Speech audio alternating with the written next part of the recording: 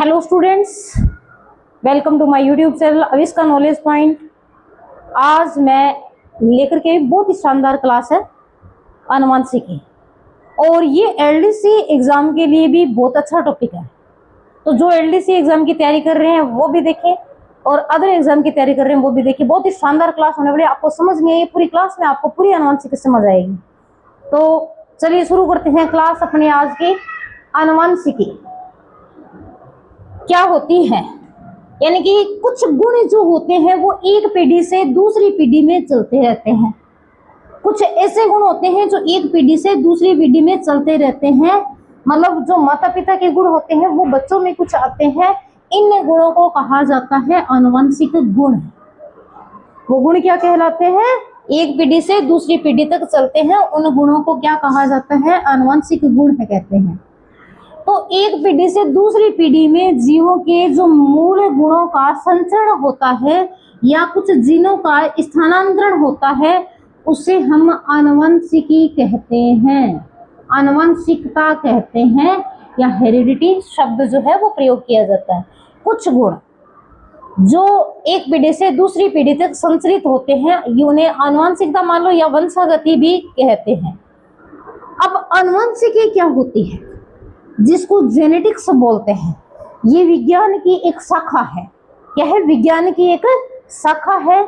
आनुवंशिकी क्या है? विज्ञान की एक शाखा है, जिसने पीढ़ी दर पीढ़ी संचरित होने वाले गुणों या जीनों का संचरण का अध्ययन तथा जीनों के अंदर जो विभिन्नता उत्पन्न होती है उनका अध्ययन किया जाता है, आनुवंशिकी कहलाती है।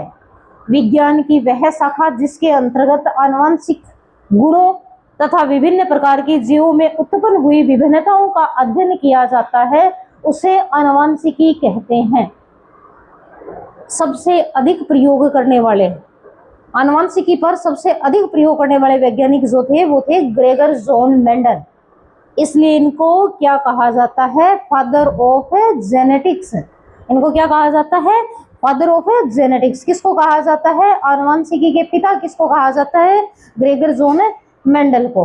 ठीक है, ये ग्रेगर जॉन मेंडल कहाँ पर थे? ऑस्ट्रिया देश के अंदर एक ब्रुन शहर पड़ता था, वहां पर ईसाइयों के चर्च में एक पादरी थे, मतलब चर्च के पुजारी थे। ठीक है, इन्होंने प्रयोग किए थे 1866 के अंदर, लेकिन इनको मान्यता मिली थी 1900 में। ठीक है, सफल प्रयोग हो गए थे 1866 के अंदर, लेकिन इन नियमों को मान्यता कब मिली? 1900 में। पढ़ेंगे आप, पढ़ के 1900 में कब मिली, क्यों मिली? ठीक है, सर्वप्रथम जो जेनेटिक्स है, आनुवंशिकी है, इस शब्द का प्रयोग करने वाले कोई वैज्ञानिक थे तो वो थे बैटसन। बैटसन, इन्होंने भी प्रयोग किए थे आनुवंशिकता पर। आनुवंशिकी शब्द किसने प्रयोग किया? जेनेटिक्स शब्द किसने प्रयोग किया? बैटसन।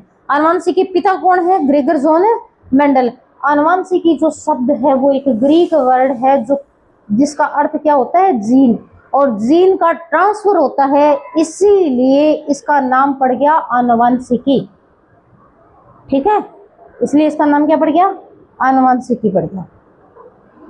तो जेनेटिक्स को दो भागों में पढ़ा जाता है।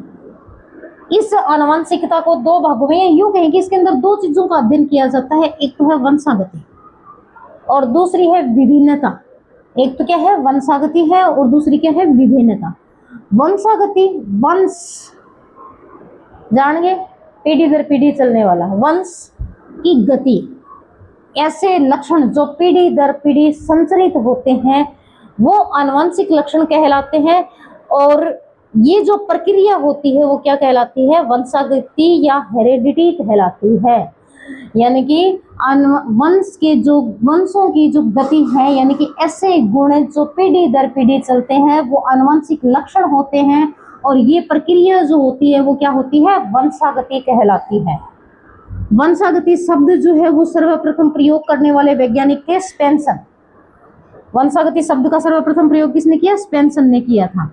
विभिन्नताएं क्या होती है?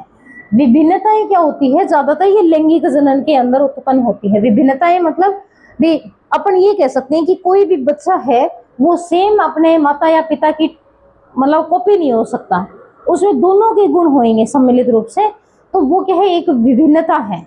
ठीक है। जी, लैंगिक जनन के कुछ गुण माता से आते हैं, कुछ गुण पिता से आते हैं। इस वजह से उनके अंदर क्या उत्पन्न होती है, विभिन्नता होती है। और ये लैंगिक जनन ही ज्यादा इंपॉर्टेंट क्यों है, क्योंकि इसके अंदर जो जीव उत्पन्न होता है वो वातावरण के अंदर सरवाइव करने में अच्छा योगदान देता है, या यूं कहेंगे वातावरण के प्रति वो अनुकूलित हो सकता है। तो विभिन्नता कैसे उत्पन्न होती है, जब अर्धसूत्री विभाजन होता है। लैंगिक जनन की प्रक्रिया के समय जब अर्धसूत्री विभाजन होता है तो जीन विनिमय की क्रिया होती है, और इस जीन विनिमय की क्रिया में जीनों का ट्रांसफर हो जाता है, जीनों का स्थानांतरण होता है, यानी कि गुणसूत्रों में काइजमेटा बनते हैं, और जो नया जीव उत्पन्न होता है वो विभिन्नता लिए होता है। ठीक है, विभिन्नता समझ में आनुवंशिकी में दो चीजें पढ़ी जाती है, वंशागति और विभिन्नता। कंपटीशन एग्जाम में विभिन्नता के बारे में ज्यादातर कम पूछा जाता है, आनुवंशिक के बारे में ज्यादा पूछा जाता है। ठीक है, अब थोड़ा सा डिस्कस कर लेते हैं मेंडल के जीवन के परिचय का। कई बार मेंडल के बारे में भी सीधा सीधा प्रश्न पूछ लिया जाता है कि मेंडल कहाँ के थे, मेंडल का जन्म कब हुआ, मेंडल की मृत्यु कब हुई, कब इन्होंने अपने प्रयोग प्रदर्शित किए, ये सारा कुछ पढ़ा जाता है। तो इनका जन्म हुआ था 22 जुलाई 1822। 22 जुलाई 1822 में सिलिसियन गांव के अंदर हुआ था। सिलिसियन गांव के अंदर इन्होंने प्रयोग किस पे किए, अपना बगीचा था, उस बगीचे के अंदर मतलब जहां पर ये पादरी थे वहां पर इन्होंने मटर के पौधे उगाए, या यूं कह लो कि मटर की खेती कर ली, या बाग लगा लिया, या उद्यान बना लिया, उसके अंदर मटर उगाए। इन्होंने देखा कि मटर के अंदर जो दूसरी पीढ़ी आ रही है उसके अंदर कुछ ना कुछ चीजें चेंजिंग हो रही है, इन्होंने उस पर अध्ययन करना शुरू कर दिया। तो इन्होंने प्रयोग किस पे किया, उद्यान मटर पर प्रयोग किया, और उन पे वंशागति का अध्ययन किया था। ठीक है, और फिर उन्होंने क्या दिए, वंशागति के नियम दिए थे जो अपन पढ़ेंगे। ये 1843 ईस्वी में ब्रून शहर में चर्च में पादरी बने। कब बने, 1843 में। 1856 से लेकर के 63 तक इन्होंने मटर के पौधे पर प्रयोग किए, लगातार 7 साल। कितने साल प्रयोग किए, लगातार 7 साल। और 1865 के अंदर इन्होंने अपने प्रयोग जो है एक सोसाइटी है, ब्रून सोसाइटी ऑफ नेचुरल हिस्ट्री के अंदर प्रकाशित करवाए। इसने कब प्रकाशित किया, 1866 में किया। ठीक है, और इनकी जो मृत्यु है वो हो जाती है 6 जनवरी 1884 तक। अब तक इनके नियमों को कोई मान्यता नहीं मिली थी, कोई जानता ही नहीं था कि इन्होंने आनुवंशिकता संबंधी इतने नियम दिए हैं, प्रयोग किए हैं, कोई किसी को नहीं पता था। ये आगे 1900 में जाकर के पता चलता है। ठीक है, सारी फसलें किसी का भी चयन कर सकते थे। पहली चीज तो ये है कि उन्होंने उधर लगाई मटर। फिर मटर का पौधा जो होता है वो 1 साल में पक के तैयार हो जाता है, उसको दोबारा दूसरे साल में उगा सकते। तो यही कारण थे। देखते हैं चलो कारण कौन से हैं। कि मटर का पौधा है 1 वर्षीय होता है, 1 साल में फसल पक करके तैयार हो जाती है, इसलिए कम समय के अंदर मतलब बहुत सारी पीढ़ियों के अंदर अध्ययन कर सकते हैं। मतलब इन्होंने 7 साल अध्ययन किया तो 7 पीढ़ियों का अध्ययन कर लिया। ठीक है, हर साल एक पीढ़ी उगाई, उसके बारे में देखा, फिर दूसरे साल दूसरी, तीसरी साल तीसरी। पुष्प जो होता है वो द्विलिंगी होता है। द्विलिंगी का मतलब जिसमें दोनों लिंग पाए जाते हैं, यानी कि स्त्री केसर और पुंकेसर 2 भाग होते हैं पुष्प के, दोनों ही इसके अंदर पाए जाते हैं। यानी कि कोई पुष्प जो होता है उस पुष्प में बीच में एक तो क्या होता है, स्त्री केसर होता है। ठीक है, और यहाँ पर परागकण लगे रहते हैं। इस तरीके से फूल के अंदर आपने देखा भी होगा, यहाँ पत्तियां हो जाती है, ये हरे वाली पत्तियां ये रंगीन हो गई, ये परागकण हो गए, और ये क्या है, स्त्री केसर वाला भाग है। तो पुंकेसर और स्त्री केसर दोनों ही उस पुष्प के अंदर पाए जाते हैं। अतः वो क्या होता है, द्विलिंगी होते हैं। यानी कि द्विलिंग मतलब कि दोनों ही परागकण और स्त्री केसर यानी कि अंडा जो है, अंडप जो है वो दोनों ही मौजूद रहते हैं, तो वो पुष्प क्या होते हैं, द्विलिंगी होते हैं। अब इसके परागकण इसी पे गिर सकते हैं, नया बीज बन जाएगा। तो जब इसी के परागकण से इसी के अंडप पे गिरते हैं तो वो उसको क्या बोलते हैं, स्वपरागण बोलते हैं। ठीक है, तो मटर के पौधे में क्या होता है, स्वपरागण होता है। दूसरा कारण ये भी था कि अपने को दूसरा पौधा ही नहीं चुनना, उसी पौधे में ही हो जाएगा। ठीक है, विपर्यासी लक्षण के जोड़े, मतलब मटर के पौधे में अलग अलग गुण पाए जाते हैं, कुछ लक्षण प्रभावी होते हैं, कुछ लक्षण अप्रभावी होते हैं, तो इसमें विपर्यासी लक्षणों के जोड़े पाए जाते हैं। तो ये 3 कारण थे जिस कारण से मेंडल ने इनका चयन किया था। अब मेंडल की तो डेथ हो गई थी कब, 84 के अंदर, लेकिन तब तक इनका कोई मतलब ये नहीं कह सकते कि प्रचार हुआ था, कोई नहीं जानता था। 1900 के अंदर ह्यूगो डी व्रीज प्रयोग कर रहे थे, इनके साथ में 2-3 वैज्ञानिक और थे। ह्यूगो डी व्रीज जो है वो हॉलैंड के रहने वाले थे। इन्होंने ये अलग अलग प्रयोग कर रहे थे, ये नहीं है कि भी साथ, फिर बाद में इन्होंने सबने मिलके मतलब सबके प्रकाशित हुए तो इन्होंने सबने सोचा कि हम इसी पे चर्चा कर रहे हैं, तब इन्होंने मिलकर के काम किया। तो कार्ल कोरिन, लॉरेंस जो है, वॉन सेरमेक जो है, ये तीनों ने मिलकर के फिर जो नियम दिए, उन्होंने देखा कि ये नियम तो पहले ही प्रतिपादित हो चुके हैं। फिर इनके बारे में अध्ययन किया और फिर मेंडल के नियमों की पुनः खोज की। तो 35 वर्ष बाद मेंडल के नियमों की पुनः खोज हुई और 1900 में इनके नियमों को अंतरराष्ट्रीय स्तर पर मान्यता मिली। उसके बाद से आनुवंशिकी में अपन इनके बारे में पढ़ते हैं, ठीक है। तो मेंडलवाद की पुनः खोज कितने साल बाद हुई, 35 साल बाद में। किन किन ने की, Hugo de Vries, Karl Correns और वॉन सेरमेक ने की। अब मेंडल ने 7 जोड़ी विपर्यासी लक्षणों पर अध्ययन किया। तो वो 7 जोड़ी लक्षण कौन कौन से, 7 जोड़ी लक्षण कौन कौन से थे। देखो, प्रभावी होता है कि वो गुण जो आपको दिखाई देता है, दबता नहीं है। प्रथम पीढ़ी में जो दिखाई देता है वो प्रभावी होता है। दूसरा होता है अप्रभावी, जो क्या है कि मतलब दिखाई नहीं देता है, डोमिनेंट नहीं होता है, उसको हम क्या कहते हैं, अप्रभावी। तो 7 लक्षण है, 1, 2, 3, 4, 5, 6 और 7 लक्षण है। कुछ नहीं करना, हमें ऐसे सोचना है मटर का पौधा है और उस पे मटर लगी हुई है, इतना ही सोचना है।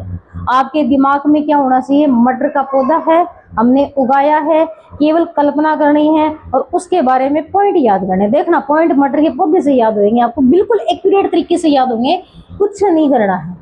और केवल ये अपने को पता है, ये अपने को भी पता है, दोनों ही पता है, बस केवल नाम याद करना है। देखो, सबसे पहले पौधा है तो पौधे की क्या देखेंगे आप, सबसे पहले क्या देखोगे, पौधे की लंबाई। पौधे की लंबाई देखोगे, प्रभावी गुण कौन सा है, लंबा, प्रभावी लंबा है, ठीक है। अगर उसकी ग्रोथ नहीं हुई तो अप्रभावी रहेगा, ठीक है, वो क्या हो जाएगा, बोना। पहला लक्षण याद हो गया। पहले पौधे को देखते ही क्या देखोगे, लंबाई, लंबाई देखोगे तो पहला जो वास्तविक होता है वो लंबा, और जब लंबा नहीं हुआ तो क्या हो गया, बोना। प्रभावी लंबा और अप्रभावी बोना। उसके बाद में अपन देखते हैं पुष्प की स्थिति कैसे है, फूल किस तरीके से लगे हुए। जैसे ये पौधा है, इस पे कोई शाखाएं निकल रही है, यहाँ पर फूल लग रहा है, ठीक है। इसका मतलब क्या है, वो अक्ष के ऊपर है। तो अक्ष के ऊपर शाखों की क्या बोलते हैं, अक्ष, और अक्ष के ऊपर है तो क्या हो जाएगा, अक्षीय। अग्रस्थ पौधे के अग्र वाले भाग पर है तो इसे क्या कहेंगे, अग्रस्थ कहेंगे। अब जब अक्षीय है तो मटर के पौधे में आपने देखा वो फूल लगे हुए अक्षीय स्थिति में होते हैं तो प्रभावी है, और ये है अक्षीय स्थिति में नहीं है तो वो क्या होगा, अप्रभावी हो जाएगा। उसके बाद में पुष्प की स्थिति देख ली। अब पुष्प का रंग देखना।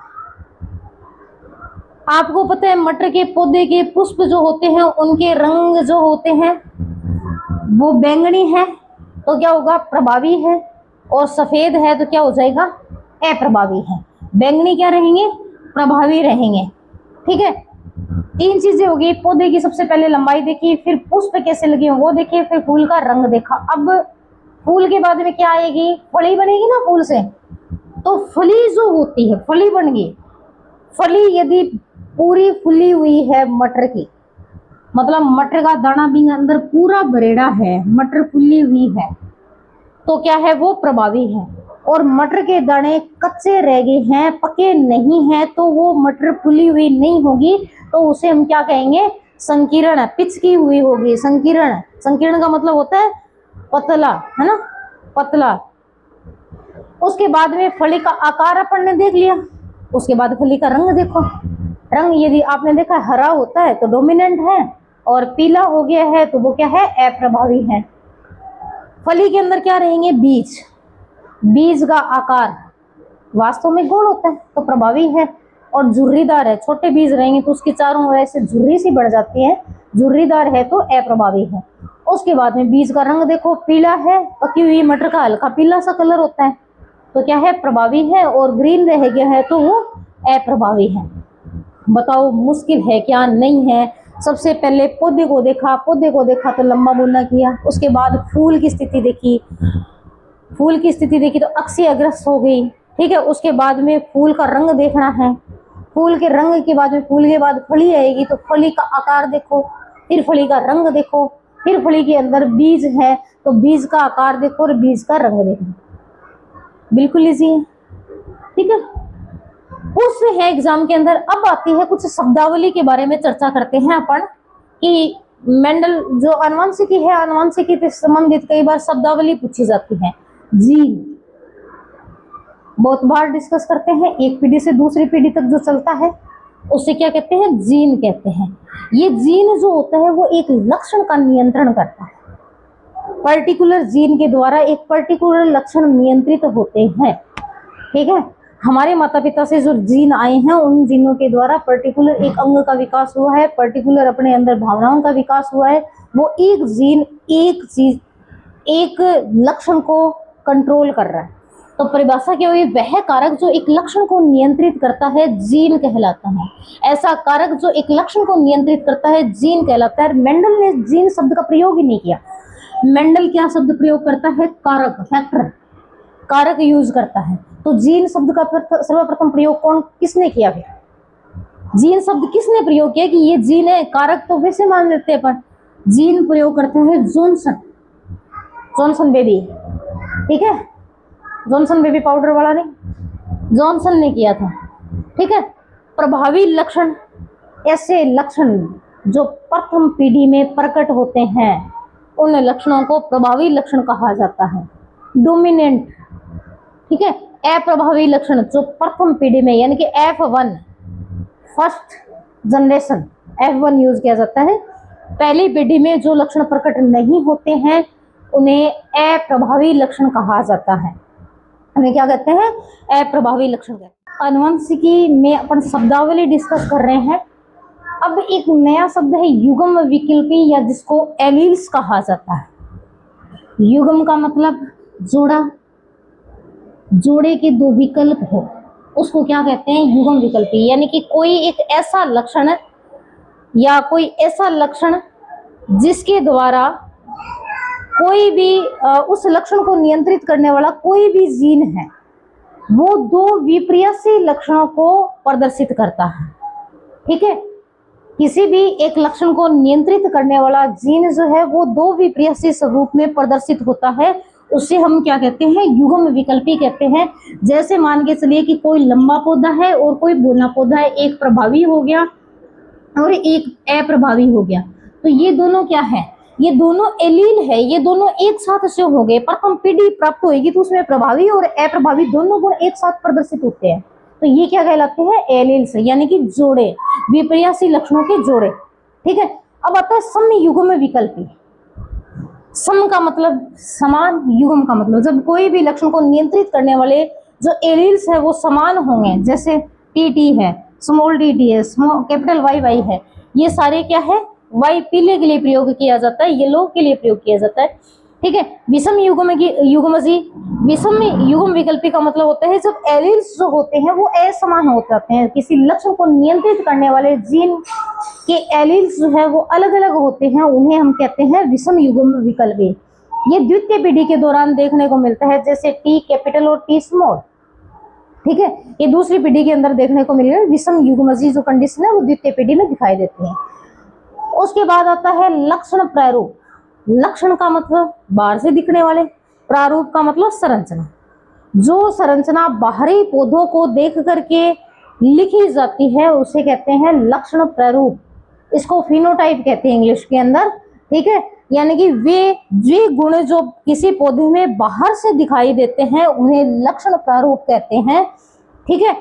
जीन प्रारूप वे लक्षण जो पौधे की आनुवंशिकीय संरचना को देख करके पता चलता है, यानी कि ऐसे लक्षण जो आनुवंशिकीय संरचना को देख करके लिखे जाते हैं वो जीन प्रारूप कहलाते हैं।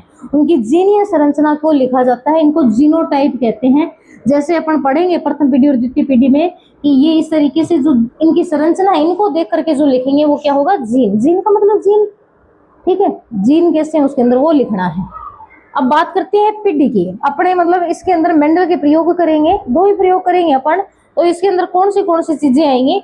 एक तो है जनक पीढ़ी, यानी कि वे पादप जो हमने बोए हैं और उनमें संकरण करवाया है, ठीक है, उनमें क्या करवाया है, संकरण करवाया है, उनको क्या कहा, जनक या पेरेंट्स, माता पिता पेरेंट्स होते हैं, तो वही पीढ़ी होगी। इसके बाद में जब इनका क्रॉस करवाया तो इनसे प्राप्त जो पीढ़ी होगी वो होगी F1 या प्रथम पीढ़ी।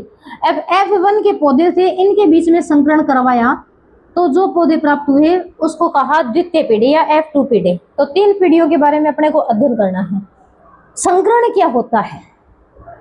संकरण का मतलब होता है कि 2 या 2 से अधिक जीवों या पादपों के मध्य क्रॉस करवाया जाता है, उनकी जीनीय संरचना को मिला करके एक नया पादप बनाया जाता है, उसे हम संकरण कहते हैं। मेंडल के प्रयोग 2 पढ़ेंगे अपन, एक संकर संकरण और द्विसंकरण संकरण। 2 प्रयोग पढ़ेंगे, दोनों को अच्छे तरीके से करें, उसके बाद में इनके नियम पढ़ेंगे, ठीक है।